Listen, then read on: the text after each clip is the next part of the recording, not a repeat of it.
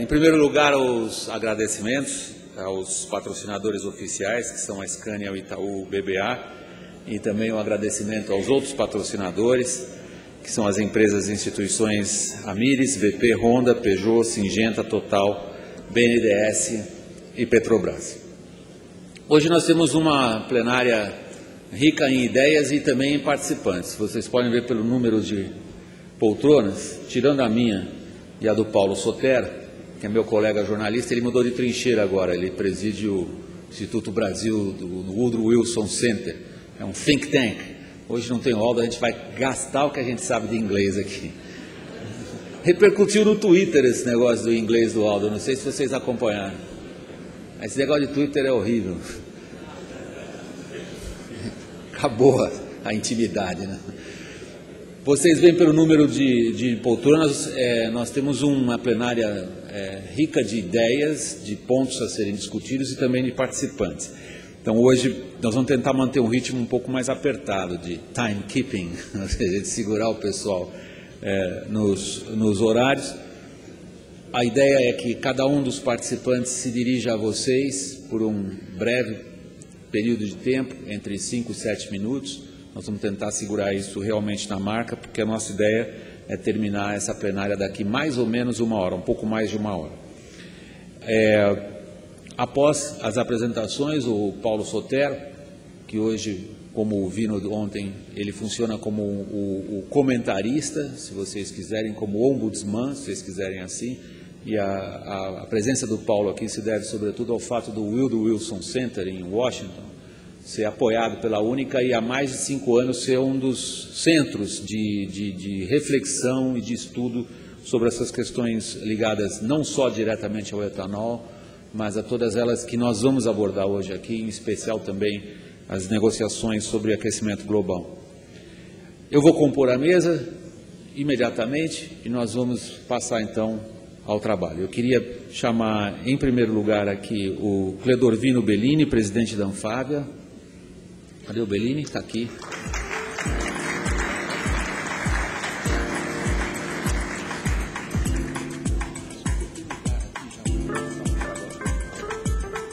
O Jason Clay, que é o vice-presidente de transformações de mercado da WWF. Jason.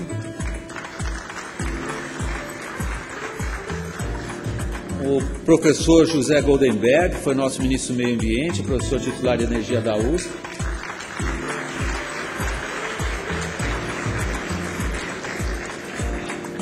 A Mariângela Rebois de Andrade Simões, ela é diretora-geral do Departamento de Energia do Ministério das Relações Exteriores, do Itamaraty.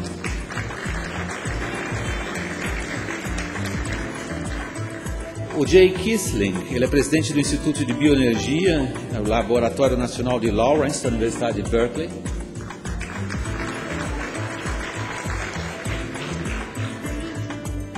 O Robert Berendes, diretor mundial de desenvolvimento de negócios da Syngenta.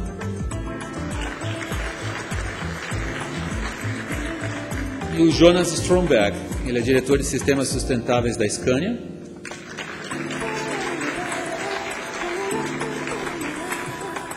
E o Paulo Sotero, diretor do Woodrow Wilson Center.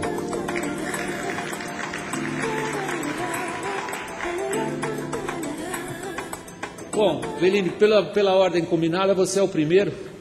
Por favor, você prefere daqui, né? Você tem uma apresentação de PowerPoint.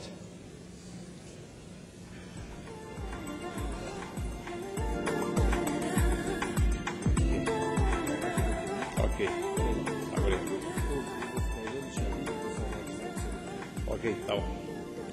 Senhoras e senhores, bom dia. É um grande prazer para a Anfávia estar aqui.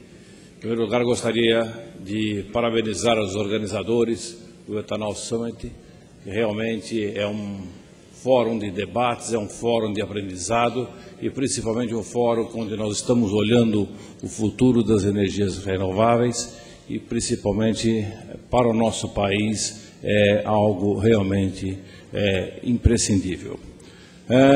Eu vou falar um pouquinho sobre a cana-de-açúcar e a economia de baixo carbono, a contribuição dos veículos flex para isso. Rapidamente, a história do etanol no Brasil. Nós temos uma experiência desde 1925 quando começamos os primeiros testes utilizando o etanol como combustível veicular. Em 1931, o etanol começou a ser misturado na gasolina de 3% a 5%, coisa que poucos sabem. Já desde 1931 nós temos o álcool, o etanol na gasolina. Em 1975, o governo lança o Proálcool, foi na época da crise do petróleo, primeira crise do petróleo, então surgiu o Proálcool. Em 1979, início da produção de veículos movidos exclusivamente a etanol. Em 1985, o etanol atinge o pico, 95% das vendas de veículos leves eram a etanol. 2003 veio a evolução tecnológica dos automóveis e iniciamos a produção dos veículos flex. Em 2010, a produção brasileira de flex fuel alcança 12 milhões de unidades. Esse gráfico mostra as várias etapas do etanol. Se os senhores olham a linha azul, começou em 1979 os veículos flex, a produção, os licenciamentos dos veículos, atingiu 92%, 93% em 1985.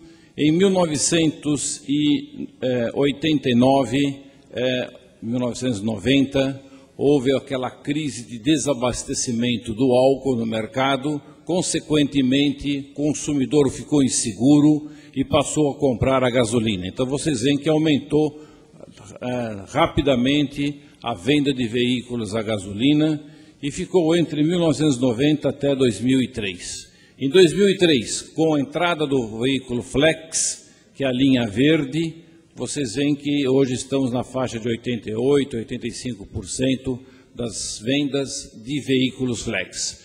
Flex agrada ao consumidor porque ele tem a opção. Se faltar álcool, ele põe gasolina. Se faltar gasolina, ele põe álcool. Se o álcool estiver mais barato, ele prefere o álcool. Se a gasolina estiver mais barata, ele prefere a gasolina. Então, essa foi uma grande revolução que deu realmente a sustentação ao sistema.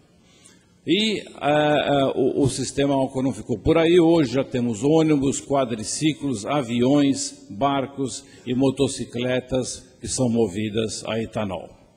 Falando nos veículos flex, são veículos com uma característica relativamente simples, são projetados para serem abastecidos ou com álcool ou com etanol ou qualquer mistura. Através de sensores eletrônicos especiais, a central eletrônica do motor reconhece o combustível e ajusta adequadamente os parâmetros de combustão, sem qualquer interferência. Foi introduzido no mercado brasileiro em 2003. A vantagem da utilização do etanol.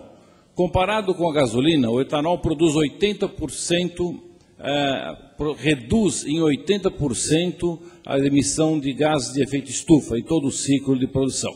Os senhores veem do lado esquerdo que um veículo movido a gasolina, ele só emite o CO2. Vocês olham no lado direito, um veículo movido também a gasolina,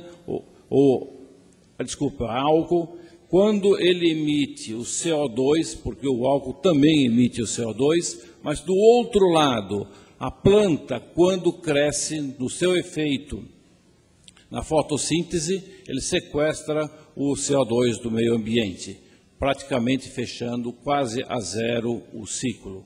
Então, essa é a grande vantagem do ciclo. Para vocês terem uma ideia, né, uma comparação Brasil e Europa.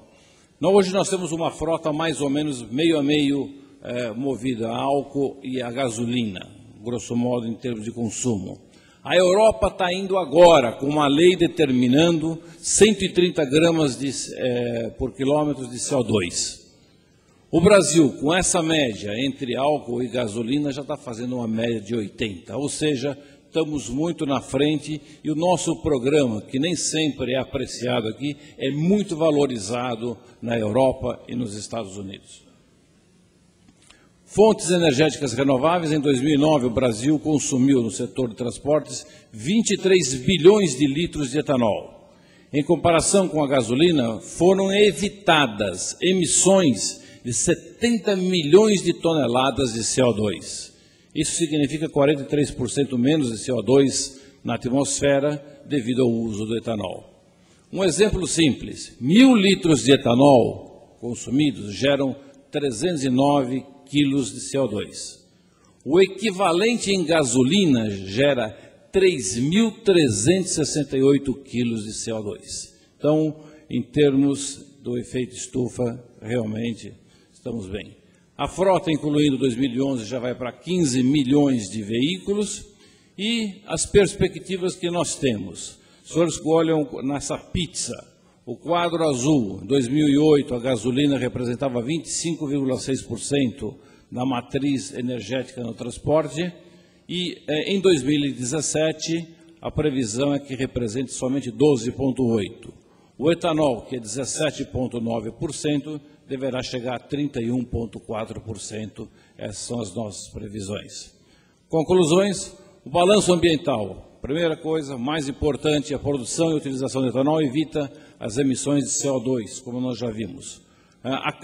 Balanço social, a cana-de-açúcar no Brasil ajuda a diminuir a pobreza através da promoção do desenvolvimento econômico descentralizado, geração de 1 milhão de empregos das regiões agrícolas. Balanço econômico a utilização do etanol ajudou o Brasil a conquistar a autossuficiência em combustíveis e energia. Desenvolvimento sustentável, a área plantada de cana-de-açúcar é apenas 10% da área agricultável do Brasil e não há conflitos com a produção de alimentos ou com áreas de proteção ambiental. Ou seja, somos o único país do mundo que pode produzir energia e alimentos. Futuro, nós vemos a possibilidade de evolução tecnológica também desse setor, com o aumento da produtividade. Alguns especialistas falam no etanol de celulose, poderia aumentar em 50% a produtividade. O que interessa é que nós estamos num bom caminho, um caminho sólido, um caminho que traz à sociedade brasileira um melhor desenvolvimento. Muito obrigado.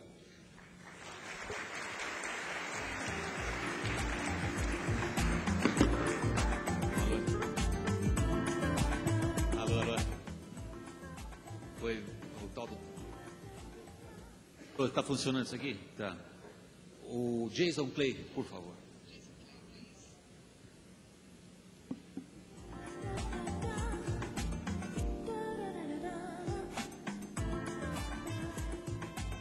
So you may wonder why an environmentalist is on this particular panel. I think we have come to realize that mas nós nos demos conta de que se nós não pensarmos em como produzimos alimentos, fibras e combustíveis da maneira certa, nós podemos até ficar em casa e não fazer mais nada.